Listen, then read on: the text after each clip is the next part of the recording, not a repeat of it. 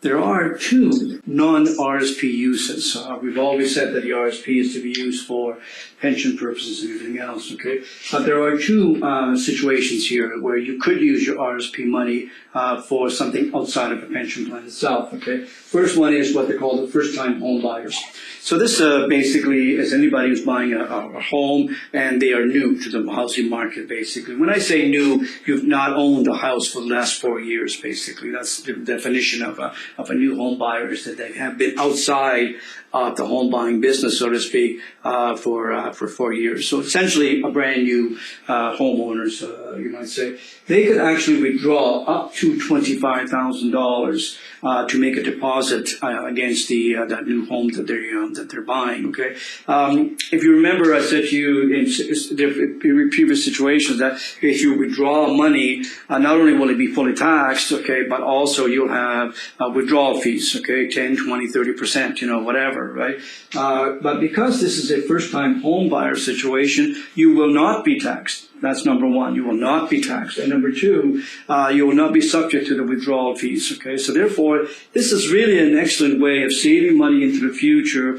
Or getting ready, say, to buy a house, you get an RSP, you start putting money into that or whatever it is, and then when you get to a certain point where you're ready to buy that, if you have in your fund, you have, let's say, $25,000 or more, you can simply go to your financial institution. There's an actual application, a first-time home buyer's application that you have to fill out. The money then will be sent to you. No tax involved, no net withdrawal fees, none of that stuff. You get a check for $25,000. It's as simple as that, and you can use that to buy to the down payment or whatever it is that you want to use it to buy that home. And that also means that it's not only for yourself, but it's also for your spouse. So if, for example, your wife and yourself, let's say, both have an RSP, and you both have over $25,000 sitting in there, you can have $50,000 right there without having to worry about any kind of fees, any kind of withdrawal fees, any kind of taxation or whatever. It's because you are using that $50,000 as a down payment, let's say, on your home. Now, it's not all free. Okay, there is some drawbacks to this.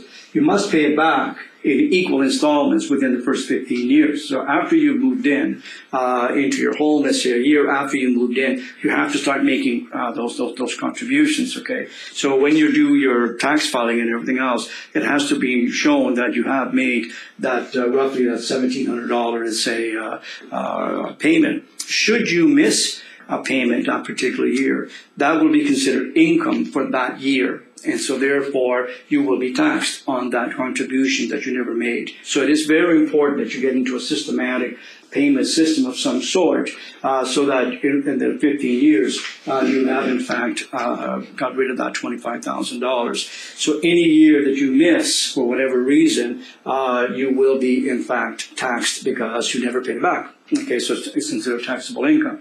Also, should you die along the way, okay, so 10 years into the contract, you passed away and you still owe 5 years of income, that 5 years will be considered income that year of death, and so you will have to pay tax on that as well. So therefore, you've got to take a look at those kind of things as well. The other thing is that if you never pay it back and now you're 71 and you have to risk your money, basically you have to convert over to an annuity, and you still haven't paid back the entire amount, there could be some tax implications there as well. So you've got to be very careful when you do these kind of things. Just be aware that there are tax implications if you don't pay the money back within that 15-year space of time. You can always prepay it, but you cannot defer it. Okay, so you can always put in more money, but you cannot put in less than the minimum that they require you to pay. There's no interest charges because it's not really a loan, it is a withdrawal. So there's no actual interest charges or anything.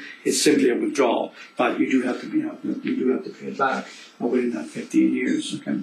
The second non-RSP use for RSP money is what we call lifelong learning.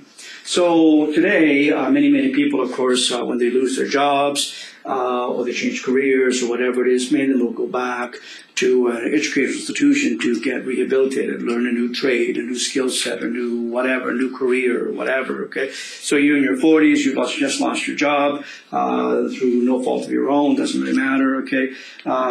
You don't qualify for government assistance in terms of loans like OSAP or anything on that line. Where are you going to get the money from to pay for your tuition fees, okay? Well, if you have an RSP, once again, you can turn around and take up to $20,000. You can only take $10,000 in any 1 year, but basically in the 4-year, let's say, degree program, you've got up to $20,000 that you could in fact take out, but no more than any 1 year, no more than $10,000. But the total over the 4 years is $20,000, and you can use that for tuition, you can use it for books, you can use it for whatever. Once again, go to your financial institution. They have a lifelong learning application. You fill all that out. You suck out the $20,000. Once again, no withholding tax, no taxation, nothing. Just like the first-time home buyers, treated the exact same way. And once again, you have to pay it back.